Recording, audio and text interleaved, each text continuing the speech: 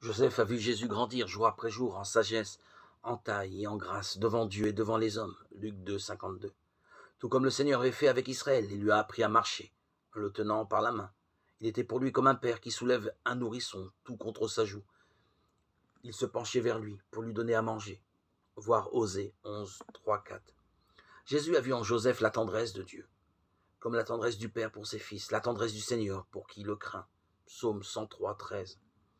Joseph aura sûrement entendu retentir dans la synagogue durant la prière des psaumes que Dieu, le Dieu d'Israël, est un Dieu de tendresse, qu'il est bon envers tous et que sa tendresse est pour toutes ses œuvres. Psaume 145, 9.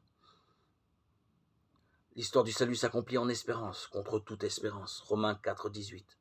À travers nos faiblesses.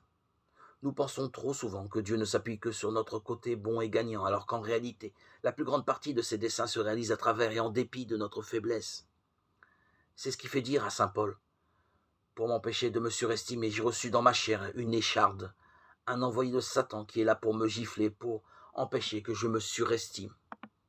Par 3 fois, j'ai prié le Seigneur de l'écarter de moi, mais il m'a déclaré: ma grâce te suffit, car ma puissance donne toute sa mesure dans la faiblesse. 2 Corinthiens 12, 7, 9.